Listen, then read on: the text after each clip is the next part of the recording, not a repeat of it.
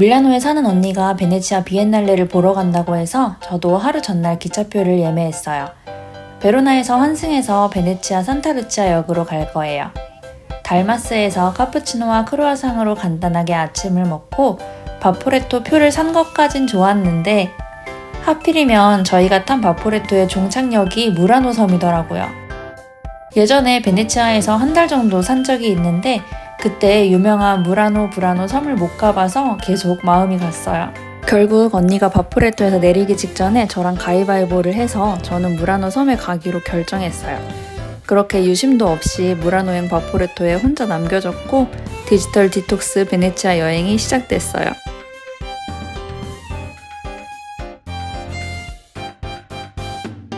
무라노 섬에 갈 계획이 전혀 없었기 때문에 당연히 섬에 대한 정보도 전혀 없었어요. 그냥 유리공예가 유명하다는 것 정도? 그래도 아기자기한 공예품들이 많아서 시간 가는 줄 모르고 구경했어요. 동물 모양이 되게 많았고 기념품으로 가볍게 사기 좋은 작은 사이즈부터 하나의 예술품 같은 큰 사이즈까지 크기도 정말 다양했어요.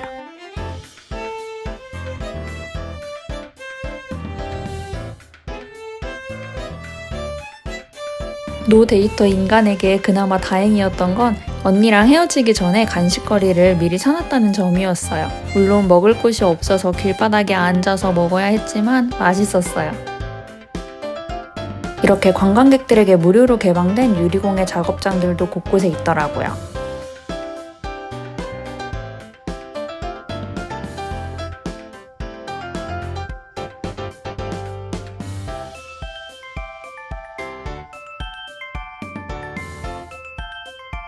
한번 안으로 들어가 봅시다.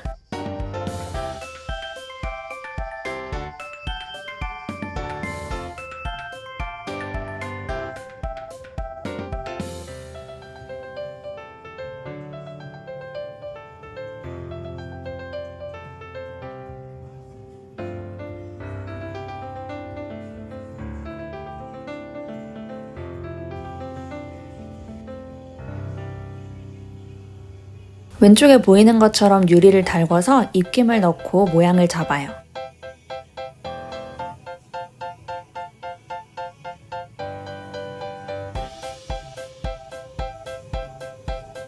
이건 아마도 형태를 잡고 색을 입히는 과정인 것 같아요. 이런 작업 과정을 가까이에서 본 건 처음이라 한여름 불가마 앞에서도 더운 줄 모르고 넋놓고 구경했어요.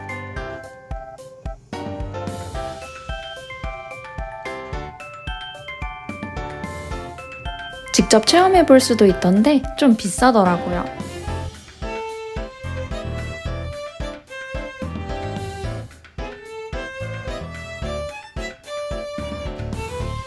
작업장 한켠에는 깨진 유리 조각들이 색깔별로 모여 있었어요.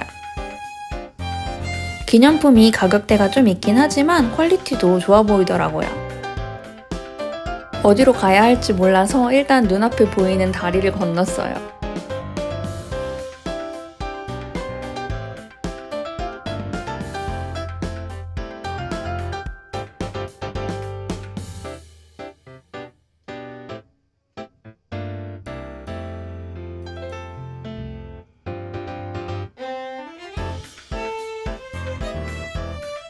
아까 들어갔던 곳과 비슷한 유리 공장 겸 상점이에요.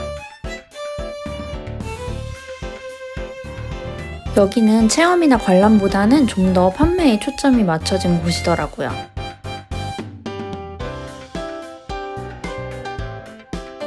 안쪽으로 들어가니까 이렇게 작업장이 있었는데 작업 중인 사람은 없었어요.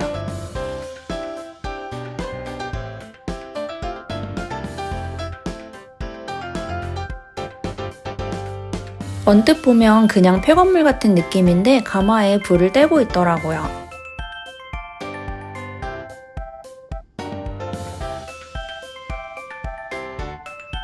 무라노를 대표하는 장면인 것 같아요. 트럭이 아닌 배에 실려서 운반되는 취급주의 화물들. 데이터가 없어서 핸드폰 지도 대신 바포레토 지도를 보고 발견한 등대예요. 유리의 섬 무라노 관광을 끝내고 이제 알록달록한 집들로 유명한 브라노 섬으로 갈 거예요. 건물마다 각기 다른 색깔을 칠해놔서 정말 화려해요. 바포레토에서 만난 한국인 가족분들이 여기가 브라노에서 유명한 젤라또 맛집이라면서 젤라또를 사주셨어요.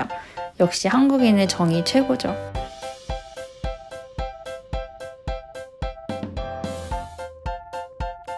이른 아침에 안개가 많이 끼면 어부들이 자기 집을 찾기가 힘들어서 집을 구분하기 위해서 눈에 띄는 색을 칠하기 시작했다는 얘기가 있어요. 브라노 섬에서도 역시 아기자기한 기념품들을 많이 찾아볼 수 있었어요. 저는 한국인 가족들과 헤어지고 나서 혼자서 여유롭게 섬을 한 바퀴 더 둘러봤어요.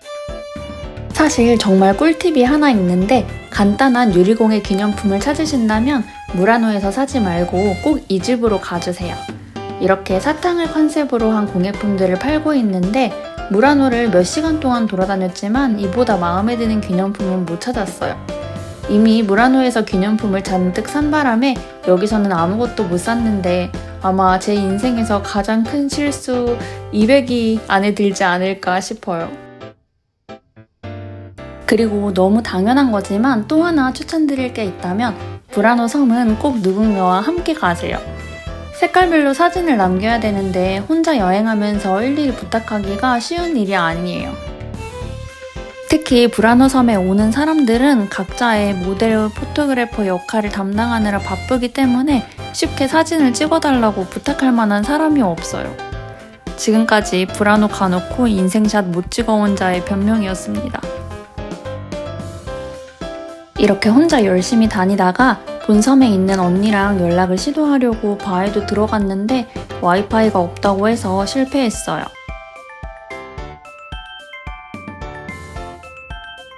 다시 바포레토를 타고 베네치아 본섬으로 돌아가는 길이에요.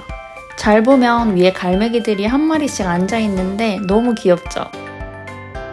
와, 멋진 베네치아 풍경이다 싶겠지만 제 마음은 타들어가고 있었어요. 왜냐면 무라노 브라노에서 데이터 없이 길찾기가 그냥 커피였다면 본섬에서 길찾기는 TOP라고 해도 좋을 정도로 정말 힘들었거든요. 사실 본섬은 길이 너무 복잡해서 데이터가 있어도 길 잃기가 쉬운 곳이에요. 그런데 데이터조차 없으니까 7년 전에 베네치아에서 잠깐 살았던 기억 그리고 동물적 방향 감각에만 의지해서 길을 찾다 보니까 수도 없이 막다른 길을 마주했어요. 진짜 이게 뭔가 싶은데 무려 피자 스테이크입니다. 너무 배가 고프고 기차 시간이 늦을 것 같아서 아무 식당이나 들어갔어요. 집을 나선 지 무려 12시간 반 만에 처음으로 인터넷에 연결했어요. 이렇게 혼자서 데이터 없이 베네치아 여행을 마쳤습니다. 그런데 이날의 하이라이트는 사실 저 말고 나머지 사람들도 비엔날레 관람을 못했다는 거예요. 베네치아 건축 비엔날레는 월요일에 쉰다고 합니다. 저희는 월요일에 베네치아에 갔거든요. 여러모로 잊지 못할 추억을 남긴 베네치아 여행이었습니다.